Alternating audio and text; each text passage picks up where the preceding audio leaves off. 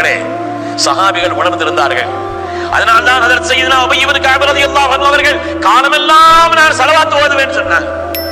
சய்யிதுனா அலி இப்னு அபீ தாலிப் தான் சொன்னாங்க, அல்லாஹ்வும் அல்லாஹ்வுடைய ரசூலும் சில திக்ருகளை பெருமைப்படுத்தி குர்ஆனிலே அல்லாஹ் சொன்னான், ஸல்லல்லாஹு அலைஹி வஸல்லம் சொல்லி இருக்கிறார்கள். அது மாத்திரம் அல்லாஹ் சொல்லி தரவில்லை என்றால் என்னுடைய மூச்சாக நபியின் ஸலவாத்தை நான் ஆக்கிக் கொள்வேன் என்று சொல்வார்கள் சய்யிதுனா அலி இப்னு அபீ தாலிப் ரலியல்லாஹு அன்ஹு. காரணம் அதற்கு கிடைக்கக்கூடிய பலாபலன், அதற்கு அல்லாஹ் வைத்திருக்கக்கூடிய சன்மானம் சாதாரணமானதல்ல பெருமக்களே.